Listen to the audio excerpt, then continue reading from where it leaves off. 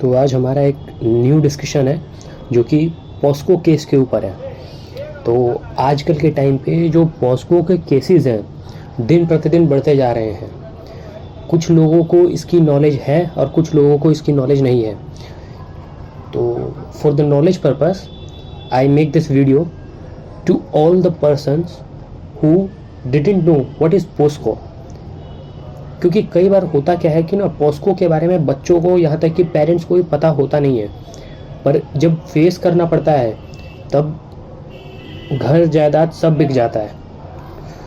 तो खुद तो इसकी नॉलेज ज़रूर लें कि पॉस्को है क्या, और अगर आपके जूनियर्स हैं या आपके बच्चे हैं तो उनको भी ये वीडियो प्रोवाइड करें, जिसके थ्रू उनको एक ऊपर से तो नॉलेज हो जाए कि पॉस्को है क्या।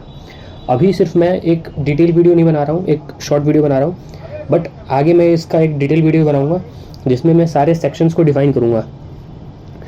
तो मेरा वैसे टॉपिक है, क्या अभी बच्चे सेफ़ हैं? ये क्या वर्ड बहुत बड़ी बात डिनोट करता है। क्यों? क्योंकि आजकल एक जेन्युइन केस मिलना भी बहुत मुश्किल हो गया है, क्योंकि इस एक्ट का यूज़ बहुत फेक केसेस के लिए भी होता है। बट जैसा आप जानते हैं कि जो हमारा कॉन्स्टिट्यूशन है, जो हमारा लॉ है, वो ये कहता है कि अगर कोई गलत आदमी छूट जाए वो ठीक है, पर सही आदमी को इंसाफ मिलना चाहिए। मतलब सही के साथ गलत नहीं होना। को भी जो फेक केसेस हैं इनको भी कोर्ट को देखना पड़ता है, क्योंकि स्टार्टिंग में हम जस्टिफाई नहीं कर सकते हैं कि नहीं ये सही है या गलत है, वो इन्वेस्टिगेशन के बाद ही पता चलता है। तो चलिए हम पॉस्को डिफ़ाइन करते हैं कि पॉस्को है क्या। जनरली पॉस्को के अंदर होता क्या है कि इसका एक एज क्राइटेरिया है। चिल्ड्रन पॉस्को के अंदर आएंगे, और चिल्ड्रन कहते किसे हैं? चिल्ड्रन वो बच्चे हैं जो कि जिनकी एज 18 प्लस नहीं है, मतलब जो 18 से नीचे हैं। अगर 17 महीने 17 ईयर्स और 10 मंथ का भी हुआ तो वो चाइल्ड है, और 18 ईयर्स और 1 डे का भी हो गया तो चाइल्ड वाली डेफिनेशन से बाहर आ जाता है अकॉर्डिंग टू लॉ। सो ये लॉ कब बना? ये 2012 में बन चुका था, और 2019 में इसका एक अमेंडमेंट आया था। तो इसके रिगार्डिंग जो अमेंडमेंट आने के बाद भी जो चेंजेस हुए हैं लॉ के अंदर, वो भी हम आपको बताएंगे। तो जैसे आपने एक बात तो समझ ली कि चिल्ड्रंस किसे कहेंगे। जो 18 के नीचे होंगे वो सारे बच्चे चिल्ड्रंस की कैटेगरी के अंदर आएंगे। तो इसके कुछ सेक्शंस हैं, मैं आपको सेक्शन से डिफ़ाइन कर देता हूँ। उससे पहले आप ये देखिए, जैसे इसमें दिखा रखा है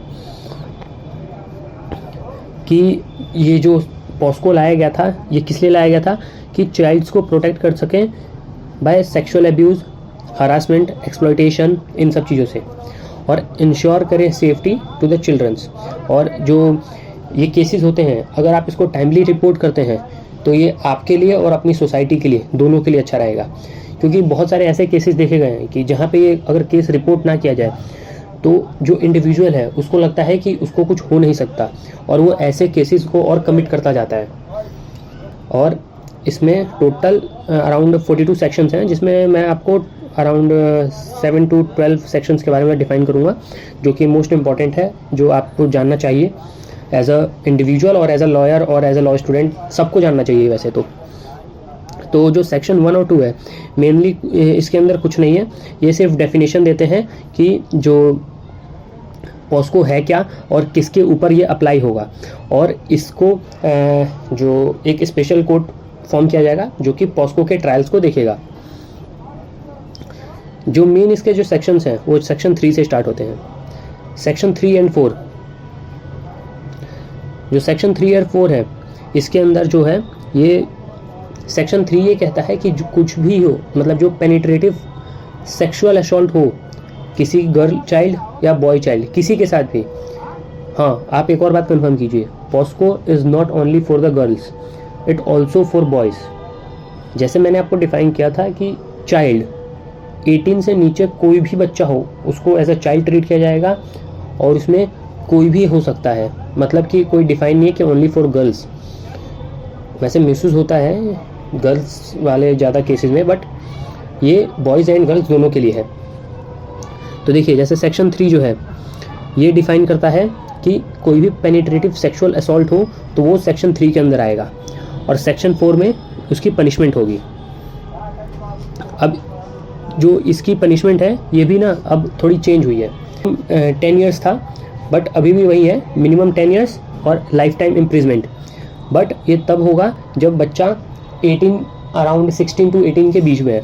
और 2019 के अमेंडमेंट में ये कहा गया है कि अगर जो बच्चा है वो 16 के बिलो है, एज 16 है उससे बिलो है या 16 है, तो उस टाइम पे जो पनिशमेंट है वो चेंज हो जाएगी, और जो पनिशमेंट है वो हो जाएगी 20 ईयर्स की। अगले सेक्शन पे ले चलता हूँ। Section 5 aggravated penetrative assault.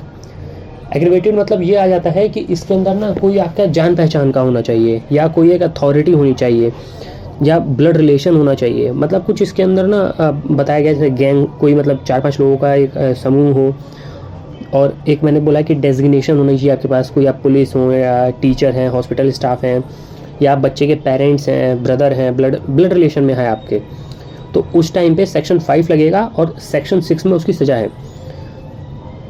तो सेक्शन 5 मेनली बच्चे को उस आदमी पे ट्रस्ट था, इसके वजह से ये सब हुआ, तो उसमें सेक्शन 5 इंक्लूड होगा।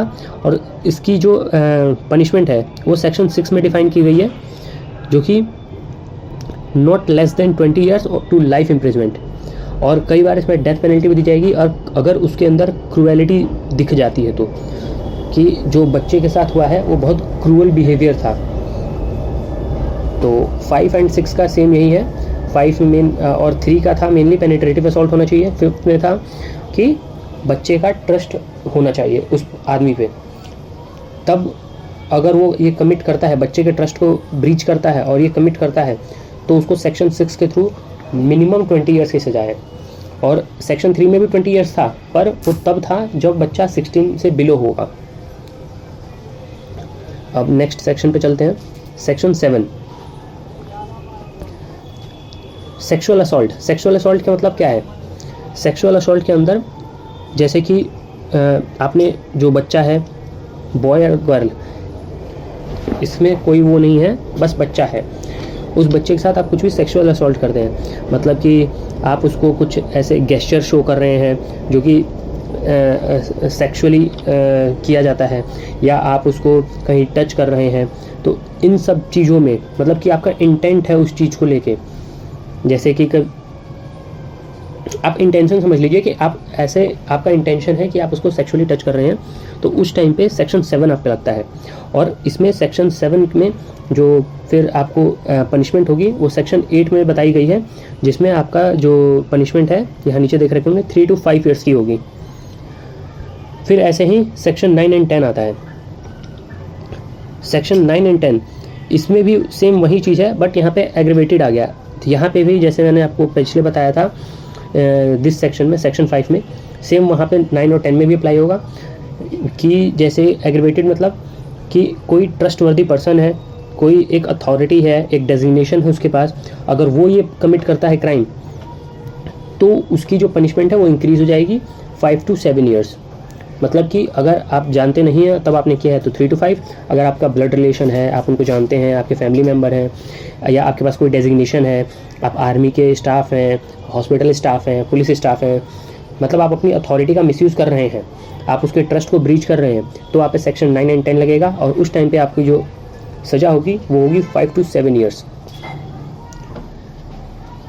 तो अभी के लिए इतना रहने देते हैं, नहीं तो वीडियो कुछ ज़्यादा बड़ी हो जाएगी।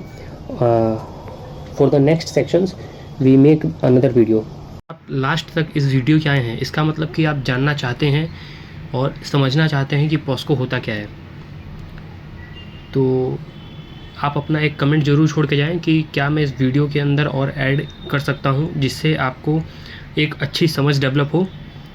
और मैं ट्राई करता हूं कि जो मेरी नेक्स्ट वीडियो है वो मैं जल्दी अपलोड करूं, जिसमें मैं फुल डिस्क्राइब करूं all section wise with their subsections. So thanks to listening and watching my video.